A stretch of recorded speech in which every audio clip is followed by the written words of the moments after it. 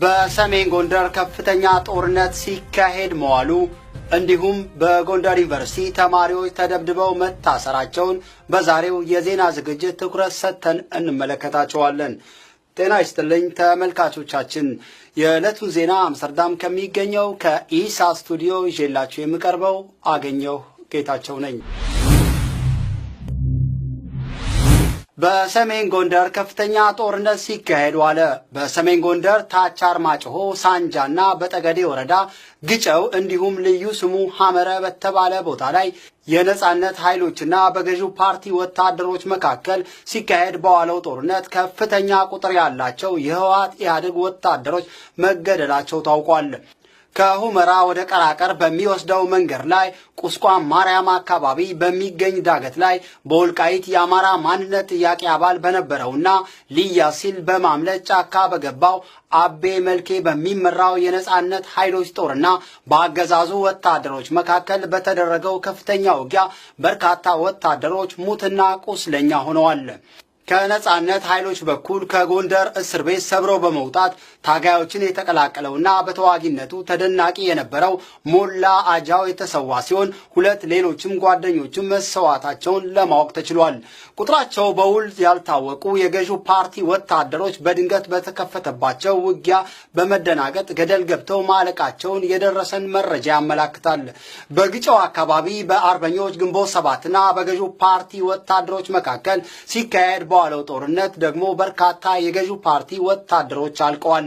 ከሳምንት በፊት ወደ አካባቢው የመጡ ወታደሮች ውጊያውን መቋቋም ስላቃታቸው ይህን ዜና እስካጠናከርንበት ጊዜ ድረስ ከጎንደር በ14 ኦራል መኪኖች የተጫኑ ወታደሮች ትክል ድንጋይ አልፈው ወደ ሳንጃ እየተጠጉ ነው። ህብረተሰቡ በነቂስ ወጥቶ የአርበኞች ግንቦት ሰባት ታጋዮችን እያገዘ ሲሆን የቆሰሉ አርበኞችን በማንሳትና በመርዳት ድጋፍ እየሰጠ ነው። በቋራ ገለጎና ክልል 6 በተደረገው ውጊያም አገዛዙ ከፍተኛ ወታደራዊ ኪሳራ ደርሶበታል። የተገደሉት ወታደሮች በ3 ትራክተሮች ተጭነው ቋራ ላይ ተቀብረዋል። አብዛኛው የሰሜን ጎንደር ከተሞች በሰሜን በኩል አምባ ጊዮርጊስ፣ ገደብዬ፣ ዳባት፣ ዳባርቅ ድረስ በምዕራብ ሳንጃ፣ አሸሬ፣ ሰሮቃ፣ ጠገዴ፣ በምዕራብ አርማጭሆ እንዲሁም በደቡብ በኩል አላፋ፣ ሻውራ፣ ደልጊና ቋራ በመሳሰሉት አካባቢዎች ላይ ውጥረቶች ያሉ በመሆኑ ህብረተሰቡ በነቂስ በመውጣት እነዚህን የነጻነት ታጋዮችን በማገዝ የተለመደውን ትብብር እንዲያደርግ ከነጻነት ታጋዮችና ከአርበኞች ግንቦት ሰባት ለፍትህና ለነጻነት ንቅናቄ ጥሪ ቀርቧል። ገዢው ፓርቲ በሰሜን የአገሪቱ ክፍል ስለሚካሄደው ጦርነት ይህን ዜና እስካጠናከርንበት ጊዜ ድረስ የሰጠው ምንም አይነት መግለጫ የለም። የጎንደር ዩኒቨርሲቲ ተማሪዎች ተደብድበው ታሰሩ። በጎንደር ዩኒቨርሲቲ የሕክምና ሳይንስ ቬተርናሪ ሳይንስ ፋክልቲ የሚማሩ ተማሪዎች የምንማረው ትምህርት ስራ የማያስይዘንና የስራ ዕድል የማይፈጥር ነው በማለታቸው ብቻ ወታደሮች፣ የፌዴራል ፖሊስ፣ የጸረ ሽምቅ አባላትና መደበኛ ፖሊሶች ወደ ግቢ ውስጥ በመግባት ተማሪዎችን ደብድበዋል። ከ100 በላይ ተማሪዎች ታፍነው በ2 አውቶቡሶች ተጭነው ወደ ሁለተኛ ፖሊስ ጣቢያ የተወሰዱ ሲሆን ወታደሮቹ በአራቱ ማዕዘኖች ያሉትን መንገዶች ሙሉ ለሙሉ በመዝጋት ህብረተሰቡ እንዳይጠጋ አድርገው ተማሪዎችን ደብድበው አስረዋል። በጎንደር ከተማም ከፍተኛ ውጥረት እንደነበር የደረሰን መረጃ ያመላክታል። በደብረ ታቦር ዩኒቨርሲቲም ዛሬ ከፍተኛ ውጥረት ሰፍኖ መዋሉንም ለማወቅ ተችሏል። በጅማ ዩኒቨርሲቲ ከ2 ቀናት በፊት ተማሪዎች ያደረጉትን ተቃውሞ ተከትሎ የታሰሩት እስካሁን ያሉበት አድራሻ አልታወቀም። በሶማሊያ በተፈጠረው የእርስ በርስ ጦርነትና ድርቅ ምክንያት ዜጎች ወደ ዶሎ አዶ እየተፈናቀሉ ነው። በሶማሊያ ያገረሸውን የእርስ በርስ ጦርነትና ድርቅ ሸሽተው ከሶማሊያ የተሰደዱ ተፈናቃዮች በኢትዮጵያና ሶማሊያ አዋሳኝ ወደምትገኘው ዶሎ አዶ ከተማ እየፈለሱ መሆኑን ድንበር የለሽ የሐኪሞች ቡድን ሳን ፍሮንቴር አስታውቋል። ግጭቱን ሸሽተው የመጡ ተፈናቃዮች በዶሎ ጤና ጣቢያ የሕክምና እርዳታ እየተደረገላቸው ሲሆን ሕፃናትና አዛውንቶች ለከፍተኛ ስቃይ መዳረጋቸውም ታውቋል። ላለፉት 4 ቀናት እየተቀጣጠለ ካለው አደገኛ ሰደድ እሳት ጋር በተያያዘ የእስራኤል ፖሊስ 12 ሰዎችን አሰረ። ለዝርዝሩ ደረጃ ተወልደ። ቢቢሲ እንደዘገበው የእሳት አደጋ ተከላካይ ሰራተኞች በአሁኑ ሰዓት 80,000 ሰዎች የተፈናቀሉበትንና በሰሜን ሃይፋ የተቀሰቀሰውን ሰደድ እሳት እየተቆጣጠሩት ነው። ይሁንና የአካባቢው ባለስልጣናት በተለያዩ ቦታዎች አነስተኛ እሳቶች እንደሚታዩ ነው እየተናገሩ ያሉት። በሞቃታማ አየር ምክንያት የተቀሰቀሰው እሳት በደረቁ አየርና በከፍተኛ ነፋስ ሳቢያ በፍጥነት መዛመቱ ተመልክቷል። የጭስ መታፈን የደረሰባቸው በርካታ ሰዎች ሕክምና የተደረገላቸው ሲሆን እስካሁን ከባድ ጉዳት የደረሰበት ሰው የለም። የእስራኤል የእሳት አደጋ መከላከል ዘመቻ አገልግሎት አዛዥ ሽሙሊክ ፍሪድማን ዛሬ ለአገሪቱ ራዲዮ እንደገለጹት ከግማሽ በላይ የሚሆነው የእሳቱ አደጋ የተቀሰቀሰው ሆን ብለው እሳቱ እንዲቀጣጠል ባደረጉ ወንጀለኞች ነው። ይህን ተከትሎ የእስራኤል ጠቅላይ ሚኒስትር ቤንያሚን ኔታንያሁ እሳቱ ሆን ብሎ እንዲነሳና እንዲባባስ ያደረገ ማናቸውም አካል በሽብርተኝነት ሕግ ይዳኛል ብለዋል።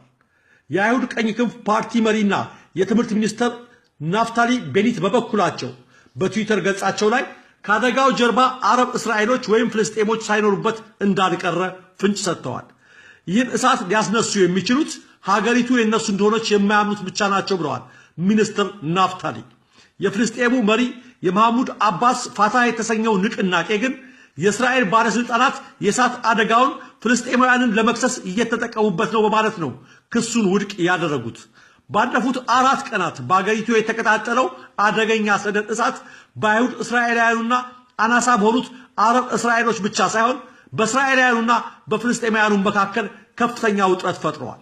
ለዚህ ምክንያቱ ደግሞ የአገሪቱ የደህንነት ባለስልጣናት በጉዳዩ ዙሪያ በሰጡት መግለጫ አብዛኛው የሰደዱ እሳት አደጋ የተቀሰቀሰው ሆነ ተብሎ እንደሆነ ማሳወቃቸው ነው። ይህን ተከትሎ በርካታ የእስራኤል ፖለቲከኞች ጣቶቻቸውን ወደ አረብ እስራኤላውያኑ እየጠቆሙ ነው። በዓለም ዙሪያ ያሉ ጥቂት የማይባሉ የአረብ ሚዲያዎችም በጉዳዩ ዙሪያ እያሰራጩት ባለው ዘገባ እስራኤል በመቃጠሏ መደሰታቸውን የሚያመለክቱ መሆናቸውም የአገሪቱን ፖለቲከኞች አስቆጥቷል። ይህን ተከትሎ አንዳንድ የእስራኤል መገናኛ ብዙሃን በነገሩ ላይ ቤንዚን በማርከፍከፍ የአገሪቱ ውጥረት እንዲባባስ ማድረጋቸው ተመልክቷል። አረብ እስራኤላዊ የፓርላማ አባል አይማን አደን በጉዳዩ ዙሪያ ከሃይፋ በሰጡት አስተያየት ሆን ብለው እሳቱን የቀሰቀሱት የሁላችንም ጠላቶች ናቸው ብለዋል። ከሰደድ እሳቱ ጋር በተያያዘም የአገሪቱ ፖሊስ 12 ተጠርጣሪዎችን ይዞ እንዳሰረ አስታውቋል። ለኢትዮጵያ ሳተላይት ራዲዮና ቴሌቪዥን ለተጠናቀረው ዘገባ ደረጃ ሀብቶል ነኝ። ተመልካቾቻችንና አድማጮቻችን የዕለቱ ዜናዎቻችን የእስካሁኖቹ ነበሩ። ከቀሪ የኢሳት ዝግጅቶች ጋር መልካም ቆይታ።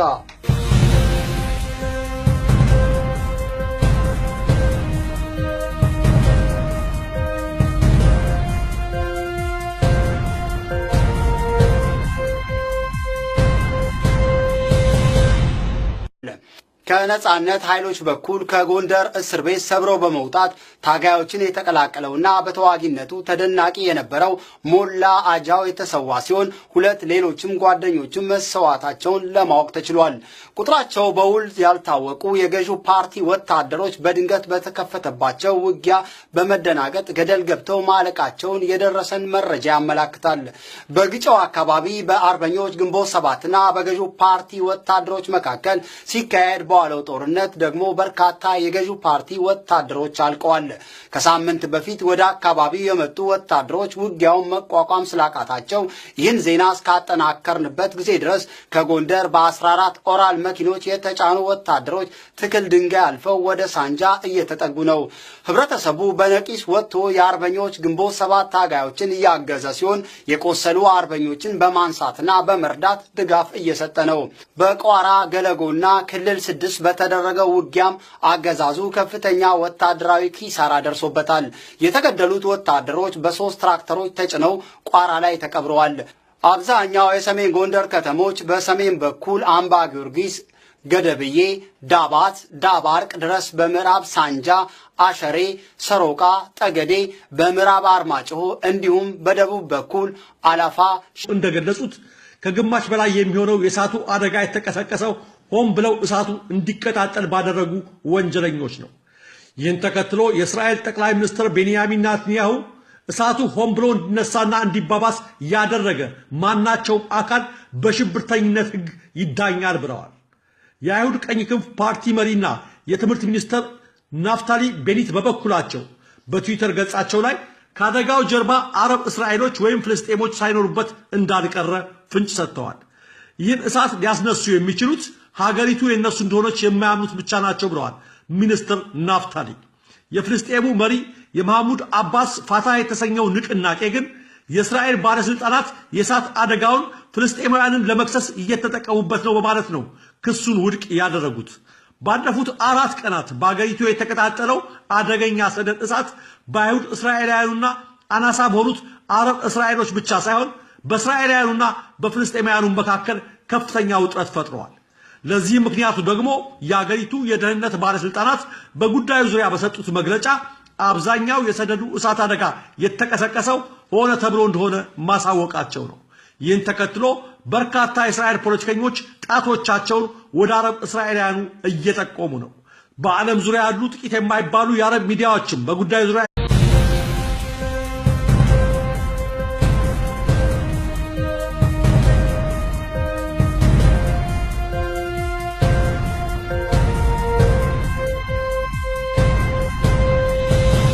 በሰሜን ጎንደር ከፍተኛ ጦርነት ሲካሄድ መዋሉ እንዲሁም በጎንደር ዩኒቨርሲቲ ተማሪዎች ተደብድበው መታሰራቸውን በዛሬው የዜና ዝግጅት ትኩረት ሰጥተን እንመለከታቸዋለን።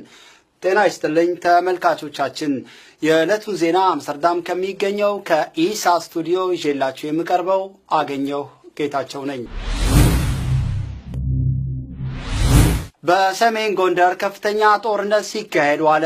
በሰሜን ጎንደር ታች አርማጭሆ፣ ሳንጃና በጠገዴ ወረዳ ግጨው እንዲሁም ልዩ ስሙ ሐመረ በተባለ ቦታ ላይ የነጻነት ኃይሎችና በገዢው ፓርቲ ወታደሮች መካከል ሲካሄድ በዋለው ጦርነት ከፍተኛ ቁጥር ያላቸው የህወሓት ኢህአዴግ ወታደሮች መገደላቸው ታውቋል። ከሁመራ ወደ ቀራቀር በሚወስደው መንገድ ላይ ቁስቋም ማርያም አካባቢ በሚገኝ ዳገት ላይ በወልቃይት የአማራ ማንነት ጥያቄ አባል በነበረውና ልያ ሲል በማምለጥ ጫካ በገባው አቤ መልኬ በሚመራው የነጻነት ኃይሎች ጦርና በአገዛዙ ወታደሮች መካከል በተደረገው ከፍተኛ ውጊያ በርካታ ወታደሮች ሙትና ቁስለኛ ሆነዋል። ሻውራ፣ ደልጊና ቋራ በመሳሰሉት አካባቢዎች ላይ ውጥረቶች ያሉ በመሆኑ ህብረተሰቡ በነቂስ በመውጣት እነዚህን የነጻነት ታጋዮችን በማገዝ የተለመደውን ትብብር እንዲያደርግ ከነጻነት ታጋዮችና ከአርበኞች ግንቦት 7 ለፍትህና ለነጻነት ንቅናቄ ጥሪ ቀርቧል። ገዢው ፓርቲ በሰሜን የአገሪቱ ክፍል ስለሚካሄደው ጦርነት ይህን ዜና እስካጠናከርንበት ጊዜ ድረስ የሰጠው ምንም አይነት መግለጫ የለም። የጎንደር ዩኒቨርሲቲ ተማሪዎች ተደብድበው ታሰሩ። በጎንደር ዩኒቨርሲቲ የሕክምና ሳይንስ ቬተርናሪ ሳይንስ ፋክልቲ የሚማሩ ተማሪዎች የምንማረው ትምህርት ስራ የማያስይዘንና የስራ ዕድል የማይፈጥር ነው በማለታቸው ብቻ ወታደሮች፣ የፌዴራል ፖሊስ፣ የጸረ ሽምቅ አባላትና መደበኛ ፖሊሶች ወደ ግቢ ውስጥ በመግባት ተማሪዎችን ደብድበዋል። ከ100 በላይ ተማሪዎች ታፍነው በ2 አውቶቡሶች ተጭነው ወደ ሁለተኛ ፖሊስ ጣቢያ የተወሰዱ ሲሆን ወታደሮቹ በአራቱ ማዕዘኖች ያሉትን መንገዶች ሙሉ ለሙሉ በመዝጋት ህብረተሰቡ እንዳይጠጋ አድርገው ተማሪዎችን ደብድበው አስረዋል። በጎንደር ከተማም ከፍተኛ ውጥረት እንደነበር የደረሰን መረጃ ያመላክታል። በደብረ ታቦር ዩኒቨርሲቲም ዛሬ ከፍተኛ ውጥረት ሰፍኖ መዋሉንም ለማወቅ ተችሏል። በጅማ ዩኒቨርሲቲ ከ2 ቀናት በፊት ተማሪዎች ያደረጉትን ተቃውሞ ተከትሎ የታሰሩት እስካሁን ያሉበት አድራሻ አልታወቀም። በሶማሊያ በተፈጠረው የእርስ በርስ ጦርነትና ድርቅ ምክንያት ዜጎች ወደ ዶሎ አዶ እየተፈናቀሉ ነው። በሶማሊያ ያገረሸውን የእርስ በርስ ጦርነትና ድርቅ ሸሽተው ከሶማሊያ የተሰደዱ ተፈናቃዮች በኢትዮጵያና ሶማሊያ አዋሳኝ ወደምትገኘው ዶሎ አዶ ከተማ እየፈለሱ መሆኑን ድንበር የለሽ የሐኪሞች ቡድን ሳን ፍሮንቴር አስታውቋል። ግጭቱን ሸሽተው የመጡ ተፈናቃዮች በዶሎ ጤና ጣቢያ የሕክምና እርዳታ እየተደረገላቸው ሲሆን ሕፃናትና አዛውንቶች ለከፍተኛ ስቃይ መዳረጋቸውም ታውቋል። ላለፉት 4 ቀናት እየተቀጣጠለ ካለው አደገኛ ሰደድ እሳት ጋር በተያያዘ የእስራኤል ፖሊስ 12 ሰዎችን አሰረ። ለዝርዝሩ ደረጃ አብተወልደ። ቢቢሲ እንደዘገበው የእሳት አደጋ ተከላካይ ሰራተኞች በአሁኑ ሰዓት 80,000 ሰዎች የተፈናቀሉበትንና በሰሜን ሃይፋ የተቀሰቀሰውን ሰደድ እሳት እየተቆጣጠሩት ነው። ይሁንና የአካባቢው ባለስልጣናት በተለያዩ ቦታዎች አነስተኛ እሳቶች እንደሚታዩ ነው እየተናገሩ ያሉት። በሞቃታማ አየር ምክንያት የተቀሰቀሰው እሳት በደረቁ አየርና በከፍተኛ ነፋስ ሳቢያ በፍጥነት መዛመቱ ተመልክቷል። የጭስ መታፈን የደረሰባቸው በርካታ ሰዎች ሕክምና የተደረገላቸው ሲሆን እስካሁን ከባድ ጉዳት የደረሰበት ሰው የለም። የእስራኤል የእሳት አደጋ መከላከል ዘመቻ አገልግሎት አዛዥ ሽሙሊክ ፍሪድማን ዛሬ ለሀገሪቱ ራዲዮ